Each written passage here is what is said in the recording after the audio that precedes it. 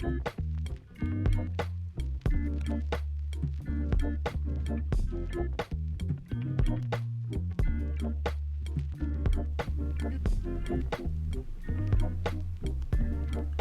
going on? What's up? What's happening? Friends and family and friends, welcome. Welcome to the latest episode of Grover Takeover. You know how glad I am to see you. I hope you've missed me. We're right back here. Hope you didn't think that I wasn't about to keep getting this right back going the way we've always had it. I got to shout out to some of my great viewers.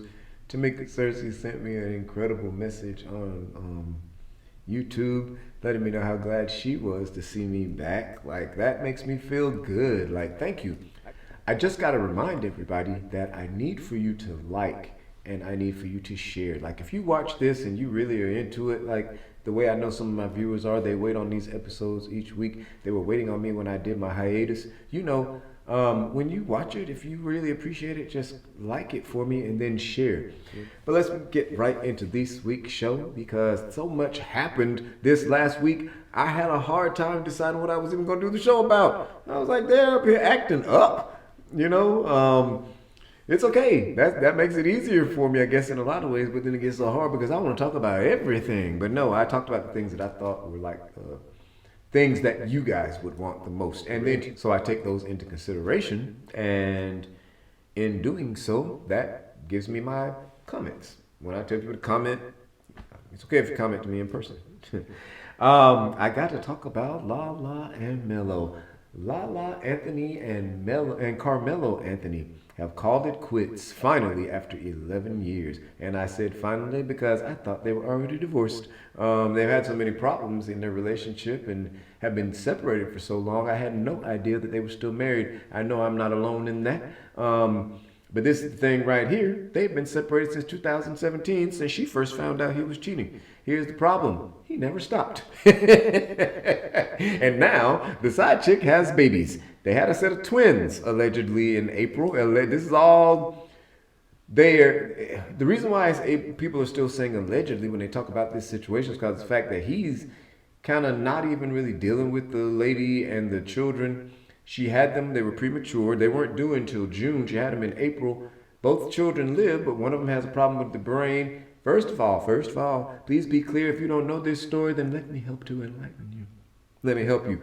Because Carmelo sent this woman across the seas to Europe to have the baby so he could try to hide it. And I think he probably would have gotten away with hiding it if it weren't for the fact that he tried to ignore her, especially once it came to the fact that the child was born with problems and with his brain, and she just wanted to make him aware because these are his children, and he ignored her. And in ignoring her, that's when she, I feel like, decided to go probably public with the whole story of it. But either way, it doesn't matter. LaLa has finally filed for divorce. I think this probably, the whole children thing probably pushed it over the edge. Even though they've been separated for for these years, since 2000, I guess a long time, 2017.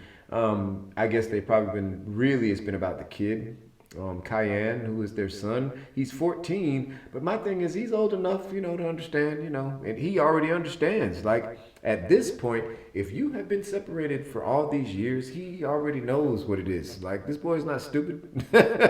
He ain't stupid. So, yeah, that's a lot. It's heavy because they're, one of those celebrity couples that people really, really ride for and really, and root for and want to do well and stay together. But, everything doesn't work out, especially when people don't want to be faithful. It happens. What you gonna do? I have to move right along and skirt on to the Kardashians, the Kardashian series finale. They had a two-part series finale. That aired on Bravo. I have to applaud. Andy Cohen. Man, I don't even really know what to say. Like, Andy Cohen, at the very beginning of the show, made it very clear to the audience and the viewers that the Kardashians had given him free reign. Like, he could ask anything. And he made it very clear at the very beginning of the show that he had every intention of going quote unquote there. That's what he said. I'm gonna go there, and they know it. And Kim looked at him kind of side eye, and she did give a comment. She was like, we gave you, that's pure trust. She basically made it, saying like, hey, we trusted you, so don't get too crazy. But it didn't matter. Andy Cohen asked every single solitary question that I feel like he believed every viewer, person, non-viewer, hater, anything was wanted to know over the course of all these years about the Kardashians. He asked everything. And the same way I applaud him, I have to applaud the Kardashian Jenners because they answered every single question. There was only one question during the entire interview that was not answered. And it was answered, but it wasn't answered with any direct answer. It was given an indirect answer. And that is when Andy asked Kim asked Kim what was the final thing with them having issues in their marriage. What was the final thing that caused them to break up? And Kim said her response was, on this platform, I don't want to answer that. I'm not going to answer that. On this platform, I'm going to say that it was not just one thing, it was a culmination of things. And that she basically kind of left it at that. But other than that, everything he asked them, they answered. And I mean, they've got some dirt. He asked him about the plastic surgery. He asked him about the freaking curse that they talk about, the Kardashian curse with the men, when they get with them and they go crazy and turn themselves into women or whatever the hell they do to themselves after they get finished with a Kardashian woman. Like, I was looking at them and I was like, they went out with a bang. They looked incredible, but they looked like a bunch of witches. They all had that dark hair. They're all wearing these long dresses. They look immaculate. Like they all something. Because they were casting spells even as they were going out. Like, you'll never forget us. But then, I mean, of course, this is just the end of that particular platform. They're just going to come right back on another platform. And of course, then they've got an army of children that they strategically planned to have so that they'll be all around the same age group who are going to be their whole own thing when they get older too. Right. Now, one thing I am going to say in the Kardashians' defense is the reason they've stayed on, like this is season 20, 14 years. These people have been on TV for 14 years. That it took 14 years to get those 20 seasons in there. And during the course of this, these people they are a family. They are a family down to the heart and core. See, and I come from a really close family, and so I can relate to them so much in a lot of the stuff that I see that goes on with them.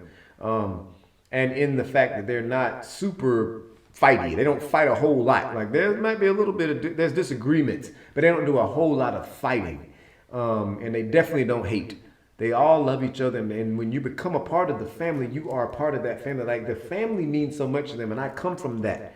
Like, I can relate to that.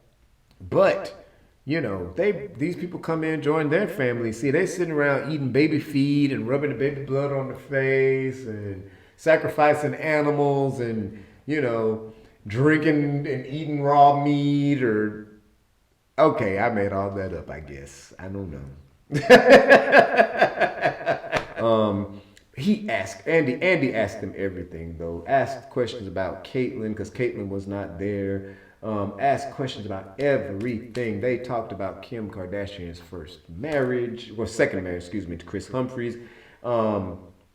She even flat out said she wished she'd only been married one time. They went in on Scott. Like, he asked everything. Like, it was incredible. Like, even if you don't like the Kardashians, if you've ever wanted to know about them or ever cared to know about them, or you really just want to know what's up with them, like, how are you people famous? Like, what are you people? If you've never watched the episode, just watch that finale. They caught you up in 20 years because, he really went in. It was incredible to watch. It was great journalism at its best. It was as if I was up there interviewing the Kardashians. Because, I would ask everything. I got to skirt right along to my next thing I want to talk about, and that is Nick Cannon. Nick. Now, hey, bro, I know you said that you wanted to have a lot of children. He said it a long time ago. He said it back when he was married to Mariah. And she looked at him crazy because, she was done when she had those twins. She made that very clear. But Oh my gosh, Nick. Sheesh. You don't have to have them all at the same time. So Nick Cannon is now on baby number 7. And it's only 11 o'clock, 11:06 p.m. But no, for real though, Nick is on the 7th baby. This is his 4th baby this year. And it's only June. Please tell me it's over. Jesus, I knew I was going to talk about this story. I did not know it was going to affect me this way and make me laugh like this. But good God, Nick. But either way, Nick Cannon's 7th baby was born. I mean, it's on the way. I think the baby came Tuesday. But I don't even know anymore. It's just too many of them. I have the rundown because, I always make sure I find out what I'm talking about before I talk about it. But please, let's do just the rundown because the 7th baby is here. So, Nick Cannon has 1 set of twins with Mimi, with Mariah Carey, his ex-wife. Nick Cannon has 2 kids with Brittany Bell, who is his current girlfriend as far as we all know. Like, that's just what we know. When they had the big baby shower, everything, Brittany Bell, they got 2 kids together. He has a set of twins with Ebby De La Rose. She's the girl that just had the twins about a month ago.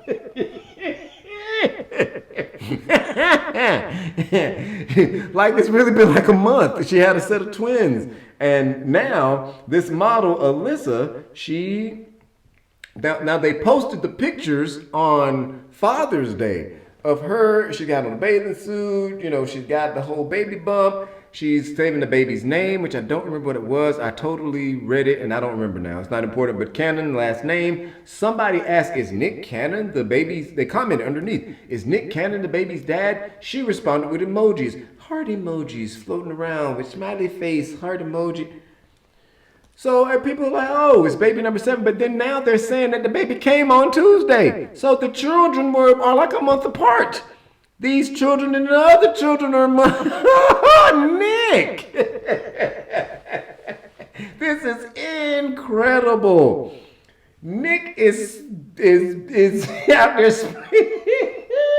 He is sperm bay. Nick is sperm bay. Nick is out there with every single uterus that he sees, sprinkling the juices around. He is sprinkling the juice, and y'all are there for it. Like, clearly he is planning this all out and trying to have all these children around the same age. I don't know. That's probably a lot of what it is, because he did say he wanted his children to be together, and he's thinking about the fact that those oldest ones are like 10, them kids, the babies that he has, Moroccan and Moreau, that he has with Mimi. So I guess he's like, oh, they're getting away. They're about to be grown, and then I hadn't had any more, so I'm going to have them all together. I don't know. Either way, y'all, Nick Cannon's out there on the loose.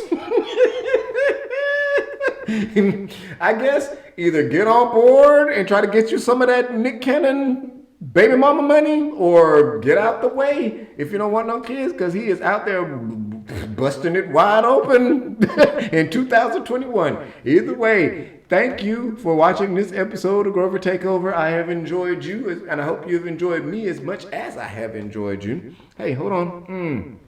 Bam, right there. Let's get a little party going on here at the end.